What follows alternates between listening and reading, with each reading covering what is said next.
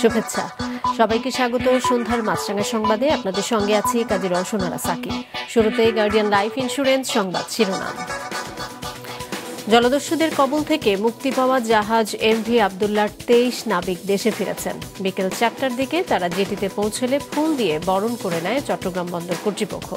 এ সময় ছিলেন তাদের স্বজনেরাও। দীর্ঘদিন পর কাছে পেয়ে নাবিকদের অনেক স্বজন আবেগ আপ্লুত হয়ে পড়েন। নিত্যপণ্যের বাজারে সব জিনিসের দাম লাগামহীনভাবে বাড়ছে। বিশেষ করে মুরগি ও ডিমের বাজারে চলছে অস্থিরতা। স্বস্তির খবর নেই সবজিতেও। আর আসছে ঈদকে কেন্দ্র করে বাড়ানো হচ্ছে মশলার দাম। ক্ষুব্ধ ভোক্তারা এখন বাজার নিয়ন্ত্রণ অভিযানেও ভরসা পাচ্ছেন না। পার্শ্ববর্তী দেশগুলোর সঙ্গে ব্যবসা প্রতিযোগিতায় টিকতে হলে দেশের নিজস্ব উৎপাদন, ক্ষুদ্র ও কুটির শিল্পকে প্রণোদনা ও প্রশিক্ষণ দিতে হবে, এমন মনে করে এফবিসিসিআই। এক আলোচনায় ব্যবসায়ীরা বলেন, গ্যাস বিদ্যুতের ঘাটতি, ডলার সংকট, ঋণের উচ্চ সুদহার আর শুল্কায়নের হয়রানিতে দেশে ব্যবসার খরচ প্রতিনিয়ত বাড়ছে।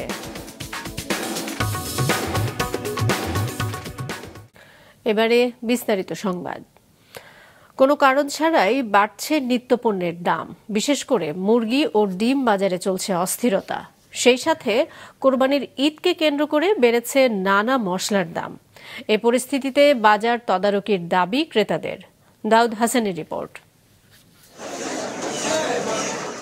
2 সপ্তাহ আগেও ব্রয়লার মুরগি বিক্রি হয়েছে 185 থেকে 190 টাকায়। সেই মুরগি এখন বেড়ে দাঁড়িয়েছে 230 টাকায়। কক নামে পরিচিত মুরগি 330 টাকা আর সোনালী মুরগি বিক্রি হচ্ছে কেজি প্রতি 390 টাকায়। বাজার ভেদে এসবের দাম বেড়েছে 100 টাকা পর্যন্ত। বেড়েছে ডিমের দামও। সপ্তাহ খানেক আগে যে ডিম বিক্রি হয়েছে 120 টাকা ডজন, তার দাম এখন 150। কিন্তু হঠাৎ কেন এই বাড়তি দাম, এমন প্রশ্নে সেই মুখস্থ উত্তর বিক্রেতাদের। তারা বলছেন খামারি পর্যায়ে দাম বেড়েছে, সেই সাথে যুক্ত হয়েছে নতুন অজুহাত। তীব্র তাপপ্রবাহের কারণে মারা যাচ্ছে মুরগি, কমেছে উৎপাদন কমেছে, চাহিদা বেশি, এ কারণে মুরগির দাম বাড়তেছে। উৎপাদন যদি আবার হয় তাহলে আপনার মুরগির দামটা কমে যাবে। গরমের প্রভাবে কিছু মুরগি নষ্ট হয়েছে। গরম থেকে মনে করেন মাল উড়েছে, স্টে করছে, ওই করছে, এসব কমে গেছে। গরম পড়ছে অনেক, ডিম নষ্ট হয়ে যাচ্ছে, মুরগি মারা যাচ্ছে, এই কারণে দাম বাড়ানো হয়েছে। এ তো গেল মুরগি আর ডিমের বাজার। স্বস্তির খবর নেই সবজিতেও। 50 টাকার নিচে মিলছে না কোনো সবজি। 1 কেজি পটল কাঁকরোল কিনতেও গুনতে হচ্ছে 80 থেকে 100 টাকা। ভর মৌসুমে বেড়েছে আলুর দামও। সিন্ডিকেট পাবলিকের হাতে, আপনার মাল আছে, আপনি বেচবেন না, সমস্যা কি থয়ে দিচ্ছেন। আর একজনের রিকোয়েস্ট করতেছে দাম বাড়ায় দেন। তো সব ধরনের সবজির দাম বাড়ছে। আপনি সব কিছুর দাম বর্তমানে মনে করেন 20 টাকা 30 টাকা এর মতো বাড়ছে। বাজারে এসব জিনিসের দাম বৃদ্ধিতে ক্ষোভের শেষ নেই ভোক্তাদের। ভরসা নেই পণ্য মূল্য নিয়ন্ত্রণের অভিযানেও। মুরগি কিনতে আইলাম, দেখা যায় 10 টাকা 20 টাকা দেখা গেল, নিলাম না, গেলাম বাসায়, কেন টাকায় হয় না, কি করবো। যখনই পাইকারি থেকে খুচরা বাজারে যায়, এক একটা জিনিসের দাম ডাবল হয়ে যায়। আরো দামটা সহনীয় পর্যায়ে এলে আমাদের জন্য, মানে নিম্নবিত্ত বা মধ্যবিত্ত লোকদের জন্য অনেক উপকার। আয় তো আর বাড়েনি, আয় তো বরং করে, কিন্তু খরচ তো সব জিনিসে বাড়েছে, সব জিনিসের প্রচুর দাম। এদিকে সামনে কোরবানির ঈদের কারণে মশলার দাম এরই মধ্যে উত্তাপ ছড়াতে শুরু করেছে। দাউদ হাসান, মাছরাঙা সংবাদ, ঢাকা। গ্যাস বিদ্যুতের সরবরাহের ঘাটতি, ডলার সংকট, ঋণের উচ্চ সুদহার আর শুল্কায়নের হয়রানিতে দেশে ব্যবসার খরচ বাড়ছে দিন দিন, যা থেকে উত্তরণে সরকারকে ক্ষুদ্র ও মাঝারি উদ্যোক্তাদের প্রণোদনা দেওয়ার আহ্বান জানিয়েছে ব্যবসায়ীদের শীর্ষ সংগঠন এফবিসিসিআই। মঙ্গলবার রাজধানীতে এফবিসিসিআই আয়োজিত এক আলোচনায় এসব কথা বলা হয়। ব্যবসা শুরুর নিবন্ধন করতে সময় লাগছে স্বাভাবিকের তুলনায় বেশি। কারখানা চালুর জন্য পরিবেশ আর বাকি সব ছাড়পত্র পেতেও ঘুরতে হয় অনেক। কাঁচামাল আমদানিতেও পাওয়া যায় না প্রয়োজনীয় ডলার। বিদেশ থেকে পণ্য আনতে বন্দরে পড়তে হয় শুল্কায়নের জটিলতায়।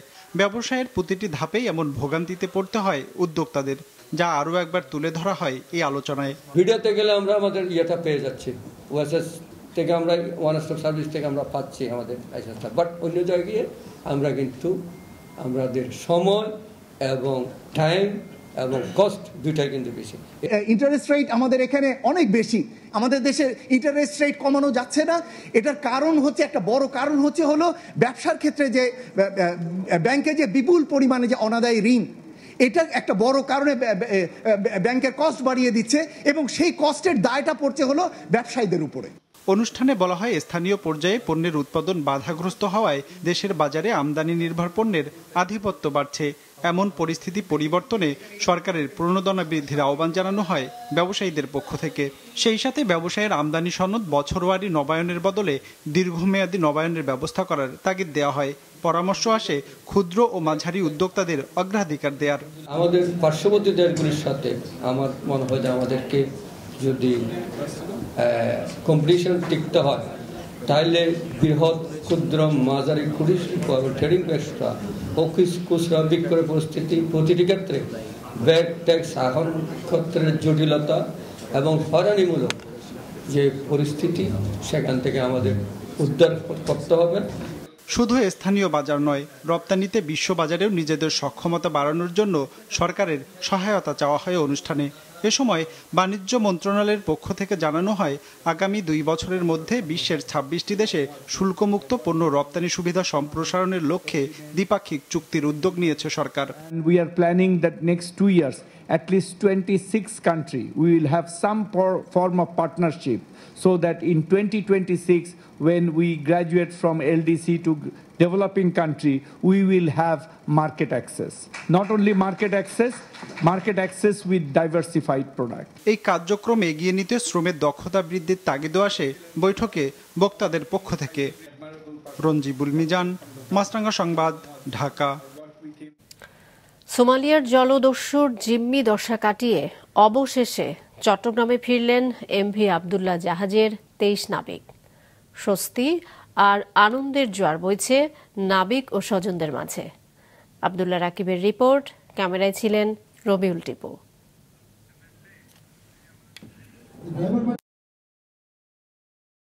সোমালিয়ায় জিম্মি দশা শেষে প্রায় 62 দিন পর বিকেল 4টা 5 মিনিটে চট্টগ্রাম বন্দরে আসেন এমভি আবদুল্লাহ জাহাজের 23 নাবিক। কুতুবদিয়া থেকে তাদের বহনকারী জাহাজটি জেটিতে ভিড়তেই তৈরি হয় এক আবেগঘন পরিবেশ। একে একে জাহাজ থেকে নেমে আসেন সবাই। এমন প্রত্যাবর্তনে যেন ঈদের অনুভূতি নাবিকদের মাঝে। জিম্মি থেকে মুক্ত হওয়ার পর এই প্রথম নাবিকদের সাথে সশরীরে দেখা স্বজনদের। তাই দুপুর থেকেই তাদের বরণ করে নিতে বন্দরের জেটিতে আসেন স্বজনরা। আপনজনকে কাছে পাওয়ার খুশিতে আত্মহারা তারা। খুব খুশি লাগতেছে, আলহামদুলিল্লাহ। সরকারের প্রতি অনেক কৃতজ্ঞতা প্রকাশ করতেছে।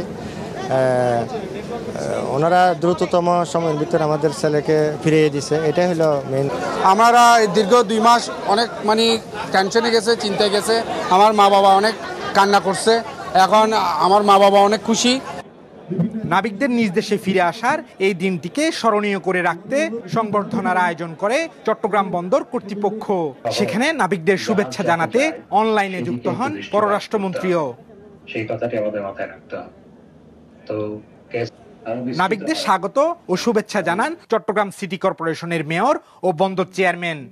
ক্রু যারা ছিলেন তারা অত্যন্ত সাহসিকতা পরিচয় দিয়েছেন, বুদ্ধিমত্তার পরিচয় দিয়েছেন। পাশাপাশি অসাধারণ একটা পদক্ষেপ আমি বলতে চাই, আমাদের সরকারের পক্ষ থেকে মাননীয় প্রধানমন্ত্রীর নির্দেশক্রমে আমাদের পররাষ্ট্র মন্ত্রণালয় এবং নৌ মন্ত্রণালয়, এই দুটো মন্ত্রণালয় বিশেষ করে সাথে অন্যান্য ছিল, চমৎকার কিছু ভূমিকা তারা পালন করেছে। দেশে ফিরে আনতে পারায় সরকারের প্রতি কৃতজ্ঞতা জানায় মালিক পক্ষ। এটা একটা উদাহরণ দিলাম যে আমি সরকার থেকে কি পরিমাণের সাপোর্ট পেয়েছি। আর বাদ বাকি সবকিছু তো আসলে আল্লাহর হুকুম যে আজকে এত সুন্দর করে এই 2 মাসের মধ্যে তারা আমাদের দেশে ফিরে এসছে। ওনারা যখন ছাড়া পায় সেই দিনটা ছিল 1 বৈশাখ। তো এত সুন্দর করে প্রত্যেকটা ধাপে ধাপে এটা আসলে বাংলাদেশের জয়। গত 12ই মার্চ সোমালিয়ায় জলদস্যুদের জিম্মির শিকার হয় বাংলাদেশি জাহাজ এমভি আবদুল্লাহ ও 23 নাবিক। প্রায় 2 মাস পর দেশে ফিরে এলেন তারা। আবদুল্লাহ রাকিব, মাছরাঙা সংবাদ, চট্টগ্রাম। দুর্নীতির অজুহাতে জলবায়ুর আন্তর্জাতিক তহবিল থেকে বাংলাদেশকে বঞ্চিত করা হচ্ছে বলে অভিযোগ করেছে ট্রান্সপারেন্সি ইন্টারন্যাশনাল বাংলাদেশ টিআইবি। রাজধানীতে ধানমন্ডির কার্যালয়ে সংবাদ সম্মেলন করে এমন কথা জানায় সংস্থাটি। বলা হয়, বৈশ্বিক জলবায়ু তহবিলের অন্যতম উৎস গ্রিন ক্লাইমেট ফান্ড জিসিএফ, কিন্তু তাদের বৈষম্যমূলক আচরণ ও দুর্নীতি ও অস্বচ্ছতার কারণে বাংলাদেশ এই তহবিল থেকে প্রত্যাশিত সহায়তা পাচ্ছে না। জানানো হয়, জলবায়ু তহবিল থেকে ক্ষতিগ্রস্ত দেশের স্থানীয় প্রতিষ্ঠানগুলোকে অর্থ বরাদ্দ না দিয়ে জিসিএফ বিভিন্ন আন্তর্জাতিক প্রতিষ্ঠান ও সংস্থার মাধ্যমে এ সংক্রান্ত প্রকল্প বাস্তবায়ন করছে, যা অনৈতিক ও অগ্রহণযোগ্য। জিসিএফ দুর্নীতিগ্রস্ত এই অর্থে যে আসলে জিসিএফ এর নিজস্ব যে নীতিমালা সেটি তারা লঙ্ঘন করছে। জিসিএফ এর যে জবাবদিহিতা প্রতিষ্ঠান হিসেবে হওয়ার কথা সেটি সেখানে নেই। তারা অর্থায়নের স্বেচ্ছাচারিতা করছে, তারা বৈষম্যমূলক কাজ করছে, তারা তাদের পারফরমেন্সে ফেল করছে। কাজে এই সবকিছু মিলে সেখানে ক্ষমতার ব্যবহার বলতে যাবো যায় সেটা ওখানে হচ্ছে বলেই ধারণা করা যায়। 3 দিনের সফরে যুক্তরাষ্ট্রের দক্ষিণ ও মধ্য এশিয়া বিষয়ক সহকারী পররাষ্ট্রমন্ত্রী ডোনাল্ড লু ঢাকায় এসেছেন। সকালে হযরত শাহজালাল আন্তর্জাতিক বিমানবন্দরে তাকে পররাষ্ট্র মন্ত্রণালয়ের পক্ষ থেকে স্বাগত জানানো হয়। ডোনাল্ড লুর ঢাকা সফরে 2 দেশের মধ্যে বাণিজ্য, বিনিয়োগ, নিরাপত্তা, প্রতিরক্ষা, জলবায়ু পরিবর্তন, নাগরিক অধিকার সহ বিভিন্ন বিষয়ে আলোচনা প্রাধান্য পাবে। এছাড়া তিনি সরকারি ও বেসরকারি নানা পর্যায়ে বৈঠক করবেন। চলতি বছর 7 জানুয়ারি নির্বাচনের পর আওয়ামী লীগের নেতৃত্বে নতুন সরকার ক্ষমতায় আসার পর ডোনাল্ড লুর এটি প্রথম ঢাকা সফর। বাংলাদেশ সফরে এবার রাজনৈতিক দলগুলোর সঙ্গে বৈঠকে বসবেন না যুক্তরাষ্ট্রের দক্ষিণ ও মধ্য এশিয়া বিষয়ক সহকারী পররাষ্ট্রমন্ত্রী ডোনাল্ড লু। মার্কিন পররাষ্ট্র দফতরের নিয়মিত প্রেস ব্রিফিংয়ে একথা জানান মুখপাত্র Vedanta Patel. Liu is on a swing through a number of South Asian countries, specifically India, Sri Lanka, and Bangladesh. He is there to strengthen bilateral cooperation with each country and to demonstrate U.S. support for a free, open, and prosperous Indo-Pacific region. In Bangladesh, he will meet with government officials, civil society leaders, and other Bangladeshis to talk about deepening our U.S.-Bangladeshi cooperation, including deepening our economic ties and ways that we can collaborate further to address climate issues. মার্কিন সহকারী পররাষ্ট্রমন্ত্রী routine সফরে এসেছেন। এ নিয়ে এত মাতামাতি করার কিছু নেই, জানিয়েছেন আওয়ামী লীগের সাধারণ সম্পাদক ওবায়দুল কাদের। একটা দেশের তিনি পররাষ্ট্রমন্ত্রীও না, একজন সহকারী পররাষ্ট্রমন্ত্রী, তাকে নিয়ে বাংলাদেশে তো মাতামাতি করবে। তার প্রয়োজনে সে আসছে, তাদের এজেন্ডা আছে, সম্পর্কের বিভিন্ন বিষয় নিয়ে আলাপ আলোচনা থাকে, তো সেটা তারা করতে আসছে। আমরা দাওয়াত করে কাউকে আনছি, স্যাংশন, ভিসা নীতি এগুলো আমরা কেয়ার করি। বললাম কেয়ার করি না। পাবনায় প্রায় 19 কিলোমিটার সড়কের সংস্কার ব্যয় ধরা হয়েছে 19 কোটি টাকা। জোড়াতালির এ কাজে কিলোমিটার প্রতি কোটি টাকা ব্যয় বরাদ্দ দেয়া হলেও কাজের মান নিয়ে প্রশ্ন তুলেছেন স্থানীয়রা। রাতুল ইসলাম সুমনের ক্যামেরায় উৎপল মিটার রিপোর্ট। এটি পাবনা সুজানগর আঞ্চলিক মহাসড়ক। 19 কিলোমিটার এ সড়কের বিভিন্ন স্থানে খানাখন্দের সৃষ্টি হলে সড়কটি মেরামতের জন্য কিলোমিটার প্রতি প্রায় 1 কোটি টাকা ব্যয় বরাদ্দ করে সড়ক ও জনপথ বিভাগ। সড়কের বিভিন্ন অংশে চলছে মেরামতের কাজ। এই কাজের আওতায় সড়কের ক্ষতিগ্রস্ত বিভিন্ন স্থানে পিচ পাথর তোলে, আবার কোথাও কোথাও খানাখন্দে পিচ পাথর ঢেলে চলছে মেরামত কাজ, যে কাজ নিয়ে নানা অভিযোগ করেন স্থানীয়রা। এক জায়গায় একটু ভালো ভাঙা, ভালো জায়গায় ভেঙে একটু 2 কালা ইট দিতে চলে আসে, খোয়া দিতে, ওই কাম চলে নাই। আর যেভাবে কন্ট্রাক্টররা কাজ করতেছে আমার মনে হয় 6 মাসও যাবে না। রাস্তা তো 2 দিনও থাকবি না, আষাঢ় মাসে ঢল পড়লে মানে একেবারে গুলা হয়ে বাড়া চলে যাবি সব। পাবনার অন্যতম আঞ্চলিক মহাসড়ক দিয়ে প্রতিদিন বিভিন্ন গণপরিবহনে 5 ইউনিয়নের অন্তত লক্ষাধিক মানুষ চলাচল করেন। এভাবে কাজ হলে টেকসই হবে না জনগুরুত্বপূর্ণ এ সড়কটি, এমনটাই ধারণা এলাকাবাসীর। এটা লামসাম কিছু কাজ করে এরা মোটামুটি যারা কন্ট্রাক্টর বা ঠিকাদার আছে তারা টাকাটা নিয়ে যাবে। আমরা আগে দেখেছি ভিটামিন দিয়েছে, মানে যাকে বলে পিচ মাটি, এখন রাস্তার পার দেয় লেগে পুরো মোবিল দিয়ে কালা করে, এগুলো তো দেখার লোক নাই। তবে সড়ক ও জনপথ বিভাগের সংশ্লিষ্ট প্রকৌশলী জানান এখানে অনিয়ম করার কোনো সুযোগ নেই। ঢাকা ও রাজশাহী থেকে নিয়মিত মনিটরিং করা হচ্ছে। পুরো রাস্তার কাজ করতে প্রায় 30 কোটি টাকা লাগতো, সেখানে স্বল্প খরচে 19 কোটি টাকা ব্যয়ে কাজটি সম্পন্ন করা হচ্ছে। প্রায় 70% কাজ শেষ হয়েছে। আগামী জুন মাস নাগাদ বাকি কাজ শেষ হবে। আমাদের তত্ত্বাবধায়ক প্রকৌশলী এবং অতিরিক্ত প্রধান প্রকৌশলী স্যাররাও নিয়মিত মনিটরিং করে। আমাদের ঢাকা থেকে একটা মনিটরিং টিম আছে, তারা মনিটরিং করে। অল্প খরচের দিকটা বিবেচনায় নিয়েই কিন্তু পুরো রাস্তাটাকে তাহলে কিন্তু আপনি যদি আমি পুরো রাস্তাটাই এখন ওই বাইন্ডার ধরি বা ইয়ে করি, তাহলে এটা 30 কোটি টাকা লাগবে, যেটা আমি 19 কোটি টাকায় করতেছি। ঠিক আছে, তো এই বিষয়গুলো আমাদের থাকে যে আপাতত আমরা হয়তো আগামী আরও 1-2 বছর 3 বছর এটা দিয়ে চলতে পারবো কিনা। পাবনা সড়ক বিভাগের দেওয়া তথ্য অনুসারে এ কাজের আওতায় পাবনা সুজানগর সড়কের 3 কিলোমিটার সড়ক পূর্ণাঙ্গ পাকাকরণ, মাঝে 16 কিলোমিটার সড়কের মেরামত, এ সড়কের সংযুক্ত আরও 3 কিলোমিটার সড়কের আংশিক মেরামত এবং 1 কিলোমিটার ঢালাই সড়ক তৈরি করা হচ্ছে। উৎপল মির্জা, মাছরাঙ্গা সংবাদ, পাবনা। চলতি বছরের এসএসসি ও সমমানের পরীক্ষায় অকৃতকার্য হওয়ায় এবং কাঙ্ক্ষিত ফল না পাওয়ায় দেশের বিভিন্ন স্থানে গেল 2 দিনে 9 শিক্ষার্থীর আত্মহত্যার খবর পাওয়া গেছে। একই ঘটনায় আত্মহত্যার চেষ্টাকালে অসুস্থ হয়ে হাসপাতালে চিকিৎসাধীন আরও 3 শিক্ষার্থী। Desk report. জীবনযুদ্ধে এগিয়ে যাবার শুরু মাত্র, অথচ তার আগেই হেরে যাবার ভয় জেগে বসল রংপুরের বদরগঞ্জের ইয়ামিনের মনে। বেছে নিল আত্মহননের পথ। নীলফামারীর Saidpur Lions school and college থেকে এবার এসএসসি পরীক্ষায় অংশ নিয়েছিল সে। মাত্র পয়েন্ট 10-এর কারণে পায়নি জিপিএ 5। এটাই যেন কাল হয়ে দাঁড়ালো ইয়ামিনের। ফল পেয়ে ঘরের দরজা বন্ধ করে গলায় ফাঁস দিয়ে আত্মহত্যা করে সে। তার রেজাল্টটা 4.89, কিন্তু তার বাপ মায়ের আশা যে জিপিএ 5 পাইল না কেন। পরীক্ষায় অকৃতকার্য হওয়ার মধ্য দিয়ে জীবনের পরাজয় খুঁজে নিল রংপুরের বদরগঞ্জের আউলিয়াগঞ্জ উচ্চ বিদ্যালয়ের শিক্ষার্থী সুমাইয়া আক্তার, ঠাকুরগাঁওয়ের হরিপুরের তাপসচন্দ্র সিংহ ও মিতু আক্তারও। আত্মহত্যার পথ বেছে নিল ময়মনসিংহের ধোবাউড়ার বতিহালা উচ্চ বিদ্যালয়ের এসএসসি পরীক্ষার্থী শহীদা আক্তারও। ব্যর্থতা আসতেই পারে, এজন্য যে আমি একবারে আমার জীবনটাকে শেষ করে দেবো এটা তো না, যে এরপরে ভালো কিছু করব আরও জীবনে। এটাই যে এই রেজাল্টটাই যে সবকিছু এমন কিছু না। পরীক্ষায় পাশ করতে না পেরে আত্মহত্যা করেছে ঝিনাইদহ, গোপালগঞ্জ, হবিগঞ্জ ও মাগুরার 4 শিক্ষার্থী। আত্মহত্যার চেষ্টাকালে অসুস্থ হয়ে বিভিন্ন হাসপাতালে চিকিৎসাধীন আছে আরও বেশ কয়েকজন। যা রেজাল্ট হয়েছে কিন্তু এগিয়ে যাবো সামনের দিকে, সামনের ফলাফল যেন আমার আরও ভালো হয়। জাতীয় মানসিক স্বাস্থ্য ইনস্টিটিউটের তথ্য মতে দেশে প্রতি বছর গড়ে প্রায় 10,000 এবং প্রতিদিন গড়ে প্রায় 27 জন আত্মহত্যা করে। এর মধ্যে উল্লেখযোগ্য সংখ্যক কিশোর বলে জানা গেছে, যাদের আত্মহত্যার কারণ হিসেবে অভিভাবকদের অতি প্রতিযোগিতাপূর্ণ এবং সন্তানদের ভবিষ্যৎ নিয়ে উচ্চাভিলাষিতাকে দায়ী করেন বিশেষজ্ঞরা।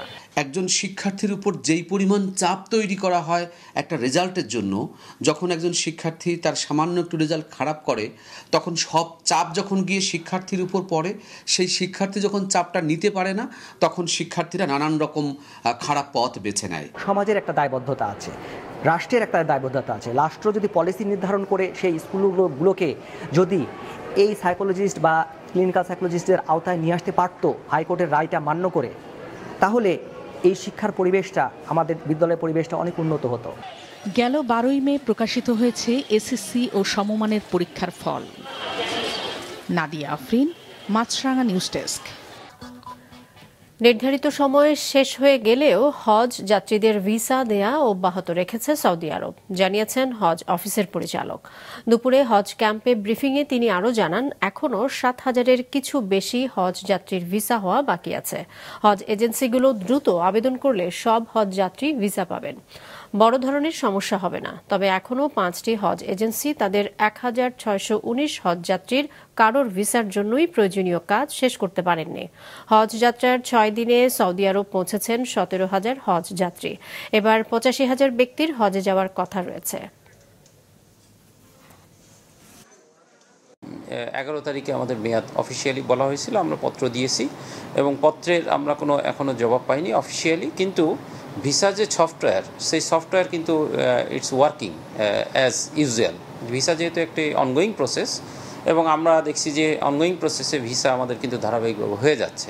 খুব শীঘ্রই ভিসা সাবমিশন সাপেক্ষে দ্রুতই আমরা ভিসা সবগুলো সম্পন্ন হয়ে যাবে। শুধু স্মরণশক্তিকে মেধা বলে চালিয়ে দেওয়ার মানসিকতা থেকে বের হয়ে আসতে হবে বলে মন্তব্য করেছেন শিক্ষামন্ত্রী মহিবুল হাসান চৌধুরী। দুপুরে রাজধানীর লা মেরিডিয়ানে learning acceleration in secondary education প্রজেক্টের উদ্বোধনের সময় তিনি আরও বলেন, এ প্রকল্প শিক্ষকদের প্রশিক্ষণ, ঝরে পড়া শিক্ষার্থী কমিয়ে আনা সহ তাদের মানসিক বিকাশে গুরুত্ব দেওয়া হবে। প্রধানমন্ত্রীর নির্দেশে নতুন শিক্ষাক্রমের রূপান্তরে এই প্রকল্প গুরুত্বপূর্ণ ভূমিকা পালন করবে বলে আশা জানান তিনি।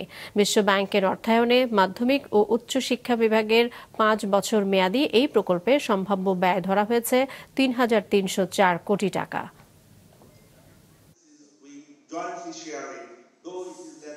গতানুগতিকভাবে শিক্ষাকে যেভাবে দেখেছি যে শুধুমাত্র জ্ঞান নির্ভরতা, অর্থাৎ যে কিছু তথ্য উপাত্ত আমি আত্মস্থ করব, এই যে মেমোরি ড্রিভেন প্রসেস যেটাকে আমরা শিক্ষা বলছি, সেটা থেকে বের হয়ে আসতে না পারলে আমরা স্মার্ট প্রজন্ম করতে পারবো না।